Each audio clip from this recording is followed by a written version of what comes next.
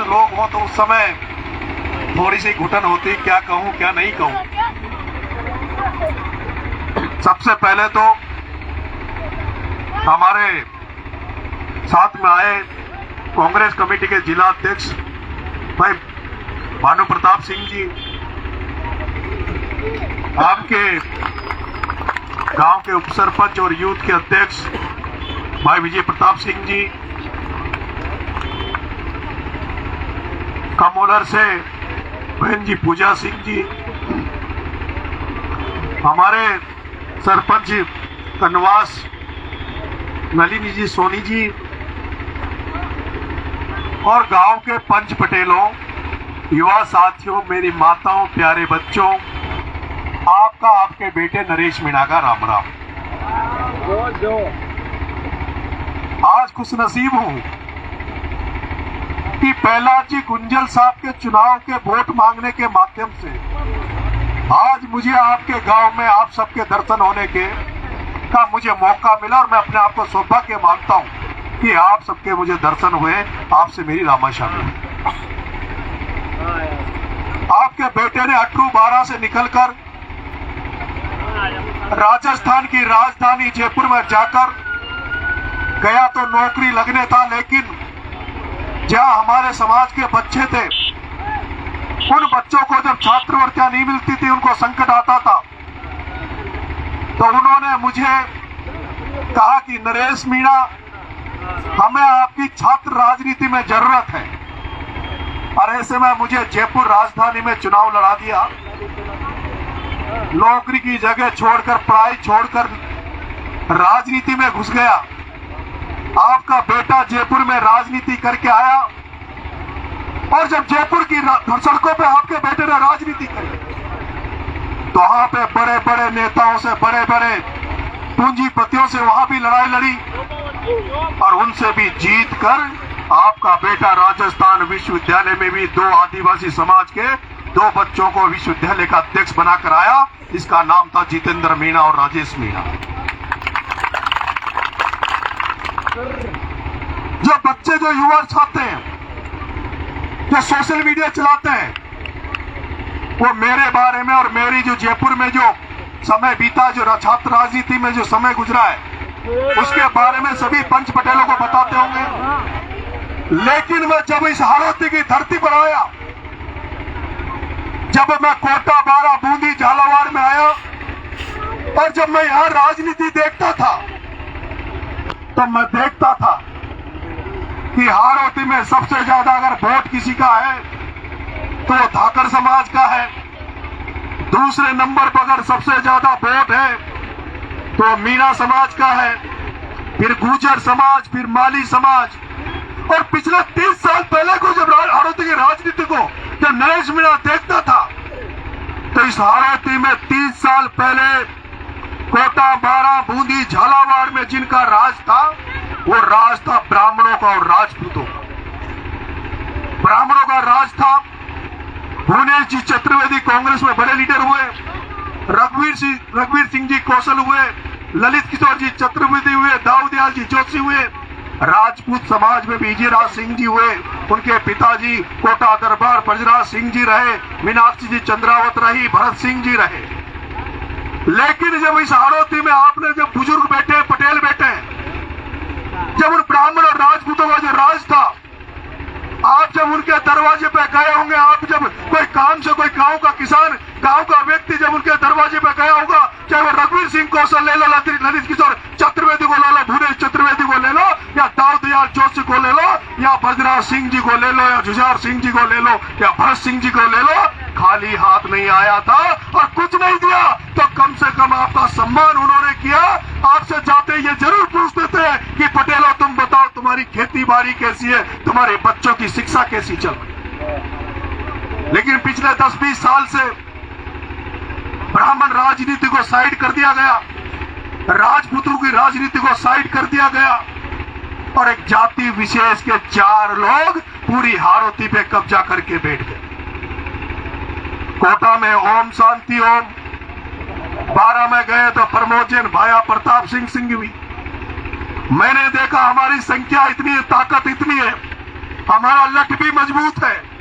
फिर क्या हम खेती बाड़ी करने के लिए, मजदूरी करने के लिए, राजनीति में दूसरों के झंडे उठाने के लिए ही बने क्या? क्या हम केवल इसलिए बने? क्या केवल हम इसलिए बने कि जब हमारा जिला परिषद का टिकट चाहिए, डायरेक्ट का टिकट चाहिए, एमएलए का टिकट चाहिए, प्रधान हमें बनना हो, प्रमुख हमें बनना हो, हमें एमएलए बनना हो और हमें बड़ा अगर कोई ओहदा चाहिए तो हमें भाया के दंडवत होना पड़े, सिंघवी के दंडवत होना पड़े, बिरला जी के घर पे दंडवत होना पड़े, धारीवाल जी के घर पे दंडवत होना पड़े, छोटे छोटे टिकटों के लिए उनके दरवाजे पे जाना पड़े जिनके खुद के 4 वोट नहीं थे, जिनके खुद के 4 वोट नहीं थे।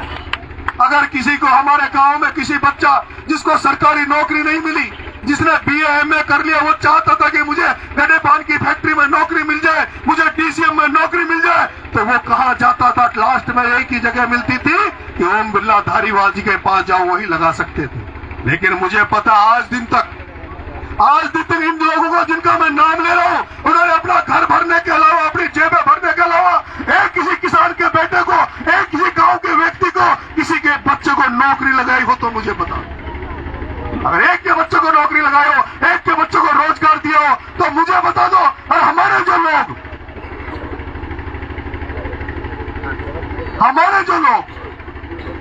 जो लोग राजनीति करते थे, मैंने 12 में देखा कुछ हमारे जिला प्रमुख बन गए, 1-2 प्रधान बन गए, और जिनके 500 हजार बीघा जमीन, जिनके बेटे आईएएस आरएएस, और वो भी उनकी चमचागिरी कर रहे, उनकी दरी उठा रहे थे, जिनका कोई दुकान में सामान ही नहीं था।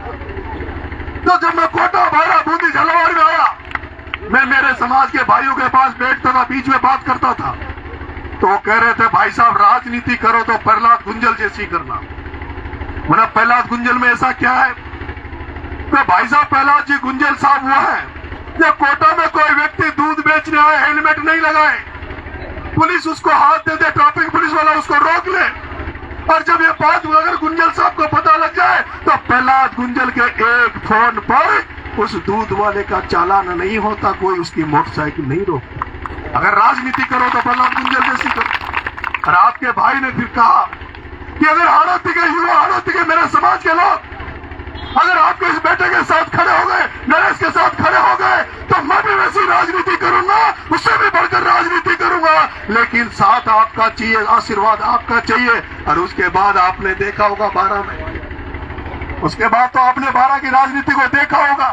जो लोग जो मालिक बने बैठे थे, जो सेठ कहते थे कि हमारी राजनीति के मालिक है, हम ही जो कहेंगे वही होगा, उन सबको नरेश मीणा घर बिठाया, उन सबकी दुकान बंद कर दी, उन सबकी दुकान बंद कर दी। आज आप सब मेरे अपने हो, इसलिए मैं आपसे कह रहा हूँ कि नरेश मीणा आपके गांव में आज आपसे ये मांगना है कि आपने अगर मुझे आशीर्वाद दिया और मेरे कहने पर अगर प्रहलाद गुंजल को चुनाव जीता दिया, तो मैं आपसे कहना चाहता हूँ जैसे 12 में दुकान बंद करी, ओम बिरला की भी दुकान कोटा में बंद हो जाएगी। ओम बिरला की भी दुकान कोटा में बंद हो जाएगी। मैंने आपसे कहा पहले कोटा में प्रहलाद गुंजल, 12 में नरेश मीणा, और ये राम लक्ष्मण की जोड़ी है। ये राम लक्ष्मण की जोड़ी अगर सफल हो गए, गुंजल साहब सांसद बन गए, तो ये तय मान लो, ये तय मान लो, इस बार कोटा के सांसद गुंजल साहब होंगे तो अगली बार आपका बेटा भी झालावाड़ का सांसद बन सकता है। अगर इस बार अगर कोटा बूंदी से सांसद प्रहलाद जी गुंजल साहब को आपने आशीर्वाद दे दिया, इनको बना दिया, तो अगली बार हो सकता है आपका बेटा भी झालावाड़ 12 से अगली बार एमपी बन सकता है। और मैं तो ये कहना चाहता हूँ, ये मेरा दुर्भाग्य, हमारी किस्मत फूटी है। अगर प्रहलाद जी गुंजल साहब जो आज कांग्रेस में आए, अगर विधानसभा के पहले 6 महीने पहले अगर कांग्रेस में आ जाते, तो आपके बेटे को प्रहलाद जी गुंजल छबड़ा से टिकट जरूर देते, ये मेरे को पूरा विश्वास है। और आज आपका बेटा भी एमएलए, आपका बेटा भी एमएलए होता। हम राजनीति में हैं, आज हम वोट मांग रहे, राजनीति का मेला लगा हुआ है। मैं आपसे कहना चाहता हूँ, राजनीति में वोटों की कीमत है। राजनीति में कीमत काय की है? वोटों की कीमत है। प्रहलाद गुंजल को अगर हम मदद करेंगे, तो प्रहलाद गुंजल को चाहने वाले लाखों लोग हैं, वो आपको कहीं पंचायत समिति में जिताएंगे, कहीं जिला परिषद में जिताएंगे, कहीं प्रधान बनाएंगे, प्रमुख बनाएंगे, एमएलए बनाएंगे, एमपी बनाएंगे, लेकिन ओम बिरला से कहीं 4 वोटों की उम्मीद मत कर लेना। ओम बिरला ग्रामीण एरिया में कहीं किसी को 4 वोट नहीं दिला सकता।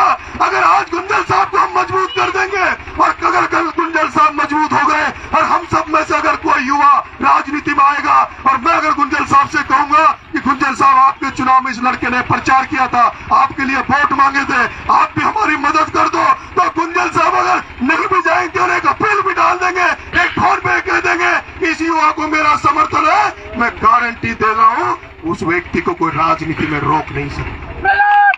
इसलिए हमारे पास समय कम है, अभी हम मंडिता तक जाएंगे। मैं बहुत बड़ी उम्मीद के साथ आपके गांव में आया हूं। आदरणीय कुशल पाल जी ने कहा था 90% मीना को गांव से भाया थारा मनवा जिसे मन करे उसे बोल दी, ये वजह से मैंने 10 घर की बात बोल दी। अब हमारी बात मानेगा न माने, आपको मेरे पे भरोसा है? क्या आप चाहते हैं कि नरेश मीणा भी एमएलए बने, सांसद बने? क्या आप चाहते हैं कि नरेश मीणा का राजनीति में होता ऊंचा हो? क्या आप चाहते हैं कि प्रहलाद गुंजल जब सांसद बन के दिल्ली जाए, जब ये कांग्रेस की हाईकमान के पास जाए और उस कांग्रेस के बड़े नेताओं से कहे कि साहब नरेश मीणा जो 20 साल से कांग्रेस के लिए सड़कों में घूम रहा है, उसको भी मौका दो, उस लड़के ने मेरे लिए पसीना बहाया है, उसके लोगों ने मुझे वोट दिया। क्या आप ये चाहते हैं? तो मुझे हाथ खड़े करके आप सबको मेरी कसम खा के ये वादा करना पड़ेगा कि गांव में एक वोट रहना नहीं चाहिए। आप कल से वोटिंग लिस्ट मंगा लो, जो युवा साथी है, आपको मेरा आप पर ज्यादा अधिकार है। आप सब लोग वोटिंग लिस्ट को मंगा लो और अभी से तय कर लो।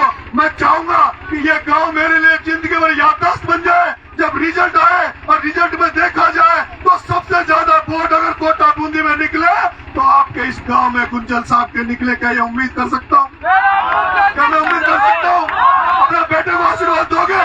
हाथ खड़े करके एक बार फिर से मुझे आशीर्वाद दे और पूरे तन मन से 26 तारीख को आदरणीय गुंजल साहब को चुनाव जिताए। और आदरणीय गुंजल साहब को केवल आप ही वोट न दे, अपने रिश्तेदार, नातेदार, आसपास के इलाकों में जितने भी लोग हैं उन सबको फोन चालू कर दो कि ये चुनाव प्रहलाद गुंजल का चुनाव नहीं है, ये हमारे बेटे नरेश मीणा का चुनाव है, ये राम लक्ष्मण की जोड़ी है। अगर ये राम लक्ष्मण की जोड़ी आगे चल दी तो इस हाड़ौती की राजनीति को बदल दूंगा, ये मैं आपको विश्वास देके जा रहा हूँ। आपका बहुत बहुत धन्यवाद। राम राम साहब, जय हिंद।